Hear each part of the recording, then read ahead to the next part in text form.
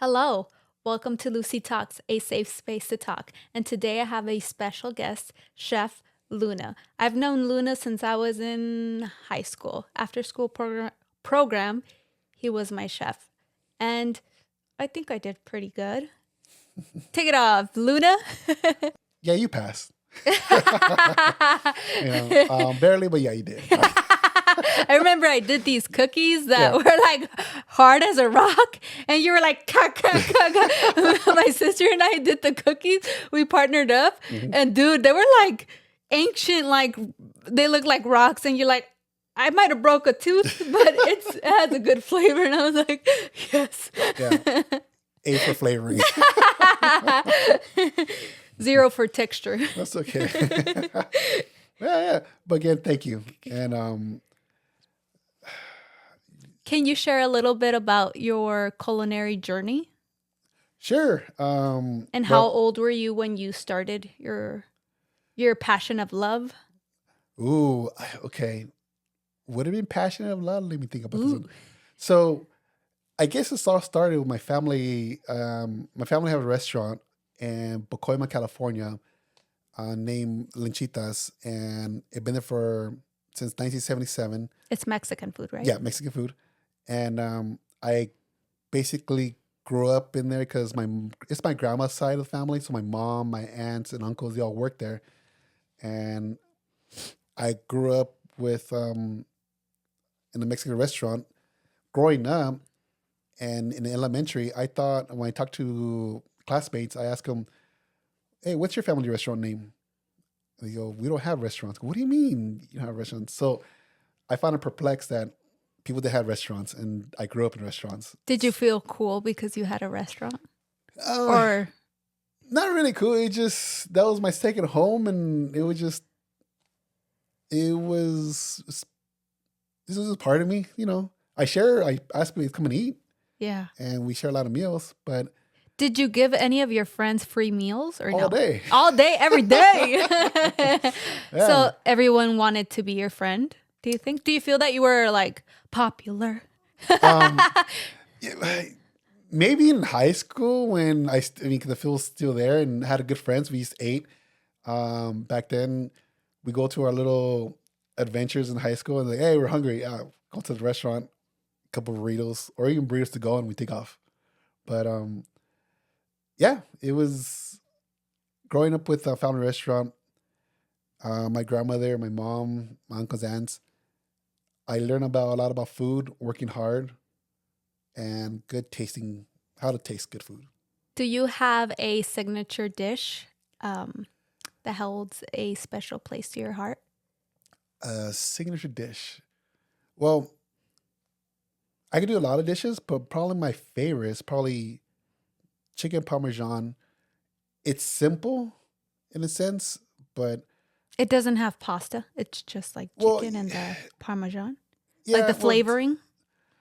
yeah, I had pasta, the whole thing. But I do my own marinara sauce, and I do my Ooh, chicken. from scratch. Yeah, from scratch. Everything Wow. from scratch. Wow, ladies, Right. he's the man. You go to him. Right. um, yeah, it just something, and I guess it was my go-to dish because it's my first dish I did, but I cooked for my family, and that's what I learned at Mission College, the college school I went to. Um, so he taught me how to do it, and I did it with my family, and my family was skeptical and like, all right, this is not Mexican food. How well could he do it? They tasted and they enjoyed it, and that was my one of my proudest moments. Like, yeah, I did something out of the ordinary, all from scratch, and they really enjoyed it. And that was my first meal that's have a special place in my heart. Did they say, ya te puedes casar porque cocinaste? Not there yet at the time. A little more stuff, but yeah. What's a common misconception that people have about becoming a chef? Every day you're gonna be a superstar. It's not rightfully so. Not as common you think. Um, if this is the industry, it's something that you really want to be into because you're gonna do a lot of hours, a lot of grind. The first 3 years it's gonna suck because you're gonna work hard, barely making it. minimum wage and so on, um, you're gonna work hard because you got to earn your stripes. So where do you start from? Ooh, that's a good question. Depends. If you did go to culinary school, uh, you're gonna start washing dishes. Mm. Everybody start washing dishes, and then from there, uh, if the chef, owner, or manager sees that you're washing dishes, then all right, you know what, we're gonna throw you into prepping, like cutting vegetables like that. Are you there? Are you reliable? Are you clean? Are you safety sanitation up to par? Then from there, okay, start cooking. Then you start as a line cook, um, be there a little while, and then you move on. Um, so it's a lot of work, and also clean. You got to wash dishes all the time. Even if you're not a line cook, I mean, even if you're not a dishwasher, you're a line cook, you still got to clean your place every single time. Clean, clean, clean to go. And executive chefs, sous chefs, we got to maintain the kitchen is always clean. So I say 40, 50, even 60% is cleaning. Make sure it's clean. Now, you as a chef, do you wash them by hand at home, at your own home, or do you put them in the dishwasher? Um, I depend on the kitchen. I mean, Well, for your kitchen, your home kitchen. What do you do? my home kitchen or the business. No, your house. Oh, my donde- house? Oh, no, yeah. I have no machine like that. I just do it by hand. You don't have a machine? No. Oh, damn. No, I do it by hand. Dishwasher machine, I don't have that. I don't know. Do I? No, I don't. I do it by hand. Have you ever had a cooking disaster that turned into a learning experience or a Ye- masterpiece? Yes, I have a disaster learning experience when I was a student at Mission College. Chef Rudy Garcia said, "Hey, you done a lot of catering events. I need you to do a catering on your own with a crew." So I had a crew of 5, 6 people, and I was in charge. And we were doing hors d'oeuvres.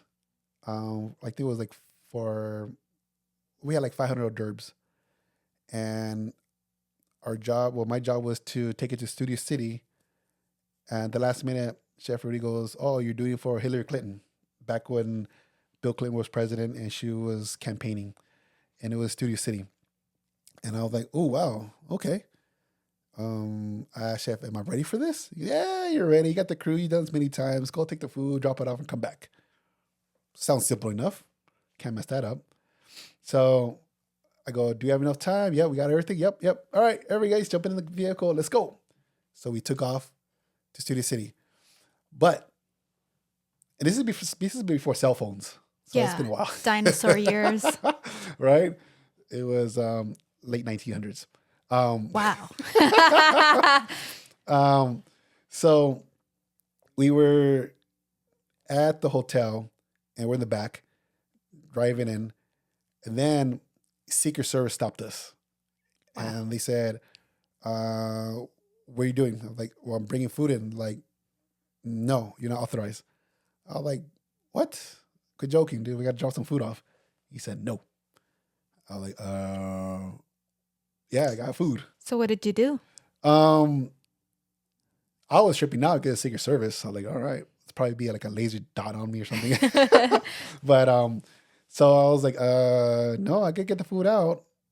I told Secret, "This is for Hillary Clinton. I got to drop the food off." I'm like, "Nope, I'm not going." So I parked the car, got out, went to the hotel, asked where the main kitchen's at, and I found the chef there. He was pissed. He was like just raging mad. "Where's my effing food at?" And he was screaming. This is before HR kind of stuff. Oh, wow. And I was like, "Look, I guess I didn't have authorization because they stopped me. I don't bring the food in now." I was like, okay. So I went to the back. The same Secret Service saw me. He goes, "How'd you get through here?" I told you, the chef. And he's like, "All right, getting the food in." So we got the food in the back, staying it up. And then maybe 10 minutes later, Secret Service, "All right, guys, stop in the kitchen. Everybody stop. Let me see your hands." And we showed them our hands. That's when Hillary Clinton walked by. and went to the dining hall. Did you get to see her? We just heard just walk by, just quick walk by, and the chef there turned at me and goes and yelled at me and goes, "You know what? It's too late now. Get the F out of here, because we're gonna have to serve dinner now." That's And crazy. so I was like, and he like basically booted me out of the kitchen. And me and the crew got in the van and came back to Mission College. And the chef really goes, "You guys are back this early?" I'm like, yeah, about that. And I told him what happened. He got the phone, made a phone call, and though that phone call was just pure F bombs at each other. And they're going at it. I was But listening. initially, it was Secret Service's fault, right? It wasn't necessarily your fault. Yeah, I was just like 18 years old, you know. I didn't get authorization somewhere. Well, it's neither here or there. It was just a learning experience. And I asked Chef, "Hey, well, what do we do with the food?" He goes, take it with the crew. I don't care. It's already paid for. So, I'm sure it was like top notch food. Huh? oh, it was good stuff. I know it had good meat, so I think, but we just ate it. So, what I learned from that experience is that sometimes things go sideways or wrong, and you just got to deal with it. And if within your means to fix it, then do it. If not, then what can you do? You know. But and that story always remind me that if things goes wrong, try to fix it quick as possible. But sometimes out of your control, and you just gotta laugh about it. Food has a way of bringing people together. What is your favorite meal to cook to bring people together? Turkey on Thanksgiving Day. Gobble, gobble.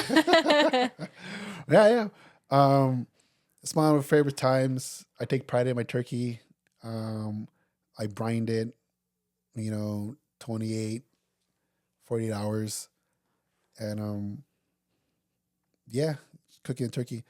Um, interesting story on that part is when I was teaching at the school we met, Poly, um, in Sun Valley, is that I was teaching that school program. I had like 8, 10 students, and we're doing, this Thanksgiving week, let's make some turkey. We made a turkey. One of my students said, "Hey chef, could I take some food for the family?" Sure. I gave him like half the turkey, all the fixings, everything. Come Monday, he goes, "Chef, thank you for the food," and my family said, "Thank you." No problem. He said that, um, "Hey chef, but that was our Thanksgiving meal." I'm like, "Yeah, no problem." And that's when I realized that he's from a really low incoming area and they hardly have food.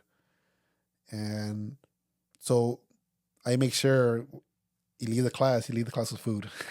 But I made me realize as a young chef that there's people out there that haven't ate, and it's a shame. Well, that was so beautiful that you were able to share that with him, and he came back saying like, "You fed my whole family." That's beautiful. Yeah. And I do that every year. I make a lot of food on Thanksgiving, and if anybody says they're hungry, I'm like, "Hey, here's a plate. No questions asked. Enjoy your meal." Where And do you make the food?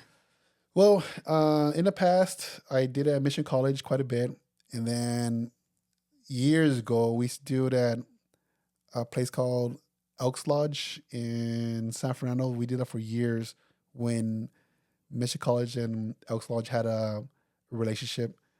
But yeah, I'm looking for a location or maybe do it myself to do that again and make turkey for the homeless one day. I find it so beautiful because Thanksgiving is a day to bring people in together. Some, well, for Yeah. most, right? No, yeah, no. I mean, it doesn't matter. You just make food and at least you go eat. If you could cook for anyone, living or historical, who would it be and what would you cook? I guess when someone makes food for somebody, is to show them, I guess, pay them homage in a sense. So based on that, I want to say Carl Sagan, the astrophysicist. And the reason, and whatever he asks for, I'll just make it. and just he's one of the brilliant minds of our times. And I always just listen to his stories, talk about the universe like that. Hopefully, he While has you're feeding him in his Right. mouth and rubbing his feet. Like, here you go, anything you want, master. right. I don't know about that one, but yeah. I mean, hopefully he asked for a hamburger or something, so I could enjoy it too. But yeah. Just listening to his stories about the universe like that, it's something that, and the reason being because I was probably an amateur astronomer, because my last name is Luna. I figured, let me look at the stars, and yeah, we'll probably talk story and he's one of the smartest persons out there, and I'll be just listening. All right, cool. And I'll probably, once he starts talking about this whole speech about the universe, I'll probably look at him with, yeah, everything in the universe is either a banana or it's not. What advice would you give someone that's looking to want to start cooking but is a little intimidated by the kitchen? Ooh, okay. So, advice is this: are you doing it for fun, or are you doing it as a career/profession? Think about that one. If you're doing it for fun, yeah, sure, do that. Learn how to cook, make the food taste great. That's fine. Um, just get a couple recipes, do a couple things. But if you're gonna do it for a career, know that you're gonna put a lot of hours, a lot of work. It's not for everybody if you go that path. You're gonna work hard. You're gonna work long hours, and the first 3 years it's gonna suck because you're gonna get paid minimum wage. But if you continuing and learning, um, you meet a lot of good people, and you have a chance to grow and become a chef. And depending on how far you want to take it, you can take it from there. And how do you deal with all the stress in the kitchen? Well, the stress now in the kitchen, well, the kitchen before is stress is a real thing in the kitchen, because it's a constant grind. The chefs there are working 8, 10 hours, 12-hour days sometimes. And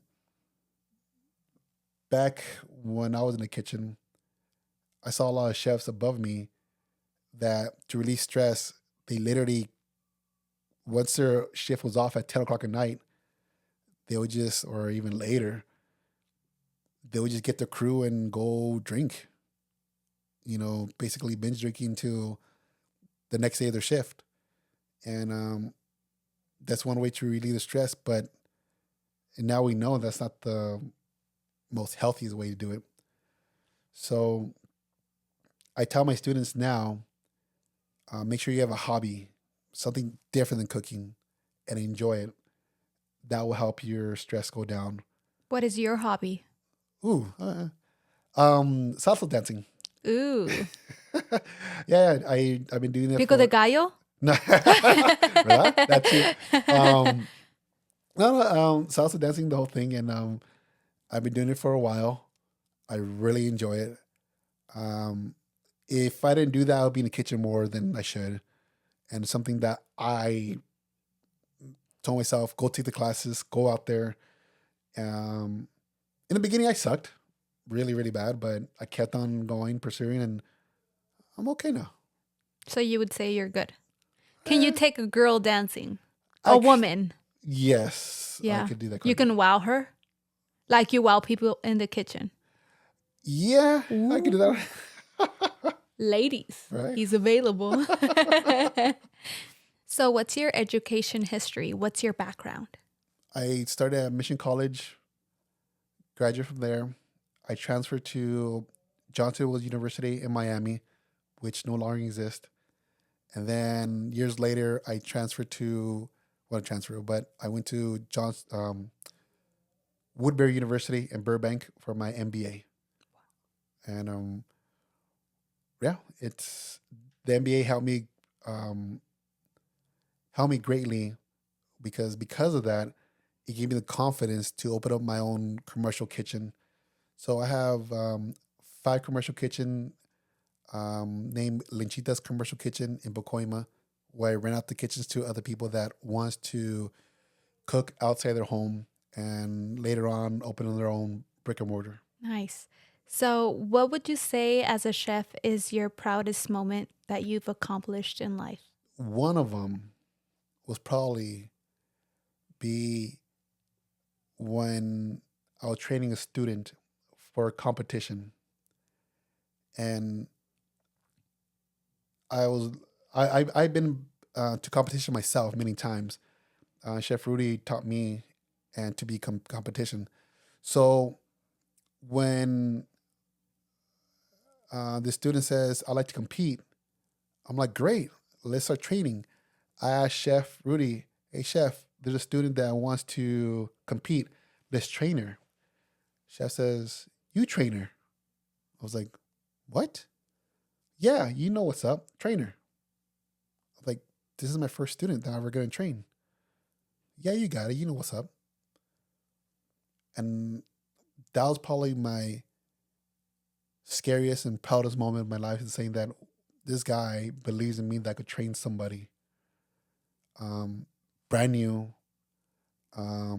She was probably 15, 16 at the time. It was a high school student.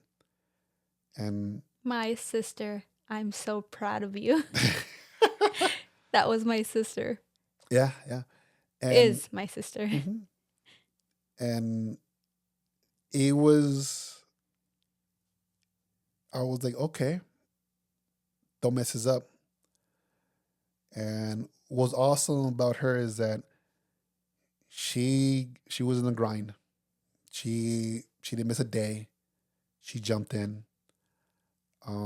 She was shy, but she got the knife. She learned how to cut. Determined. She was determined, very determined, and she won regional. I'm like, cool. She won regional, and then they invited her to go national, and I was like, we got to flew to Houston. We flew over there.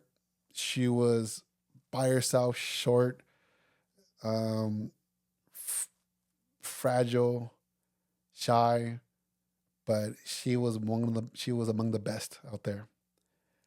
And when we got to Houston, it was time to compete. Now, when I say competing, she's by herself. I cannot help her at all.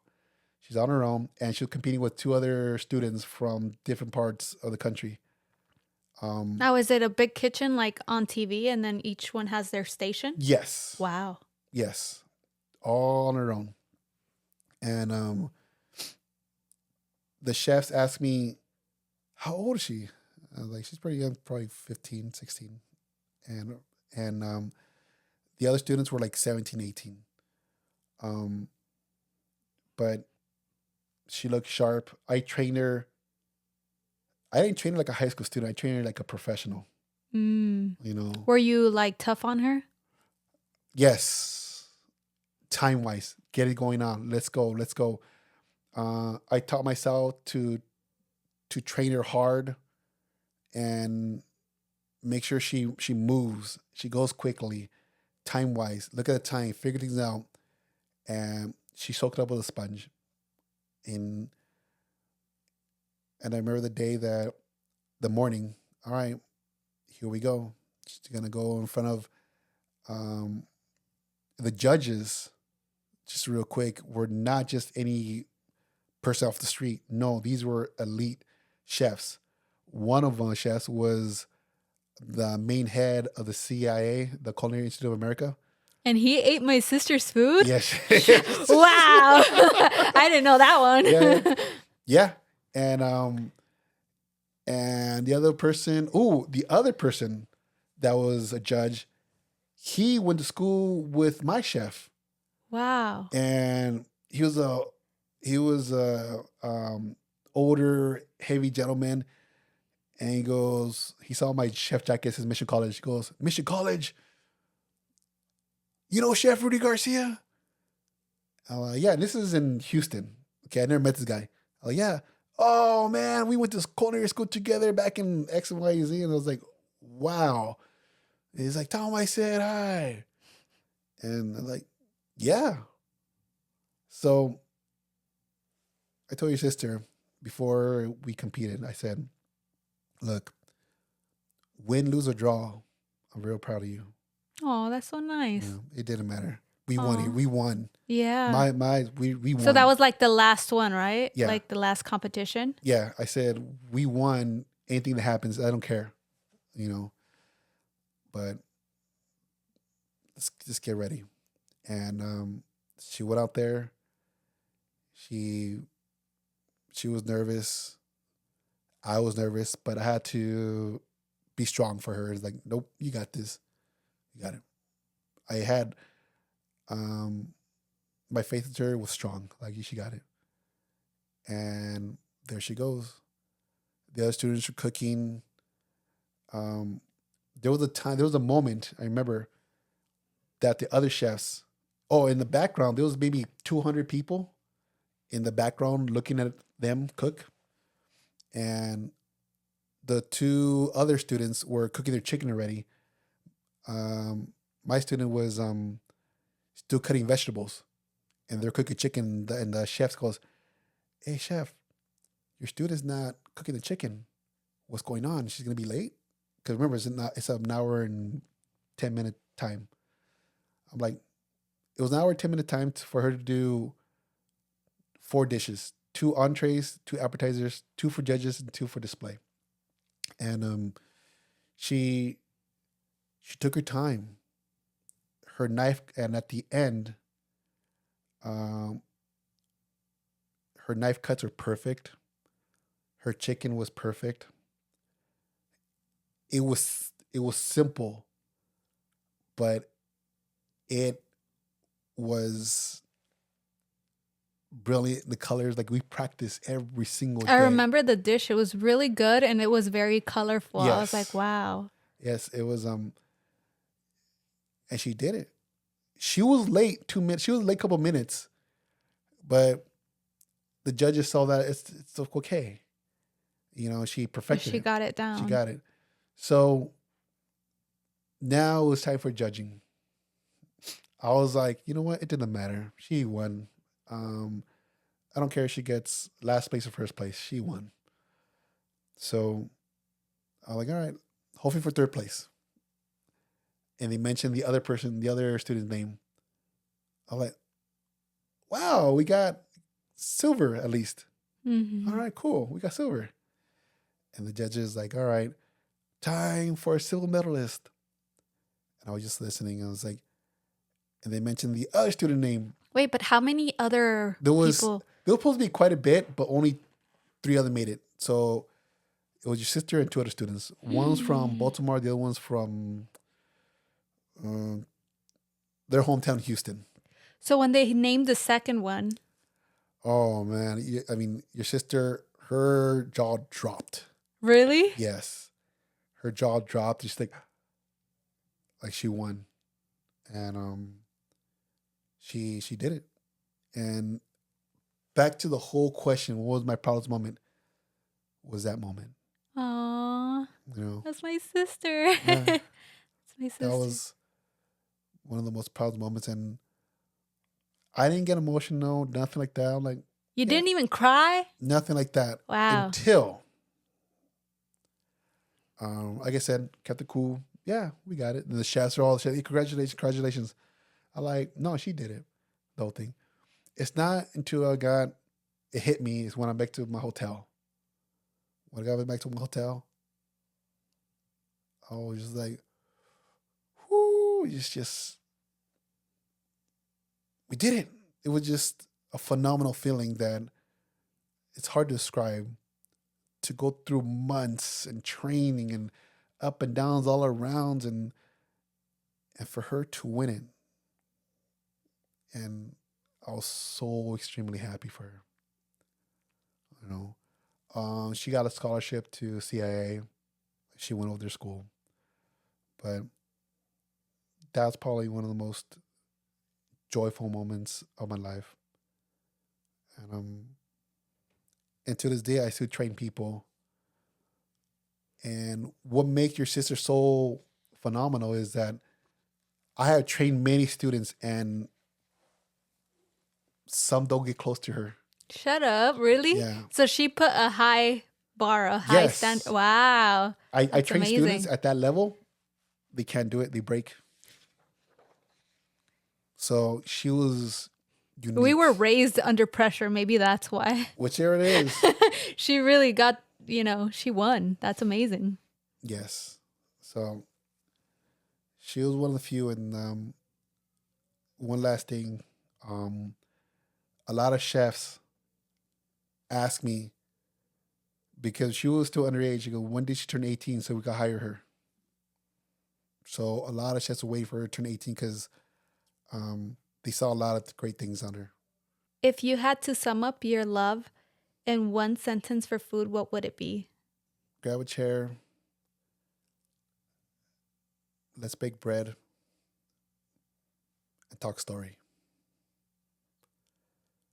I mean, that's what I do. That's what I love to do, is make food and have a seat and hear stories. That's what makes me want to cook more.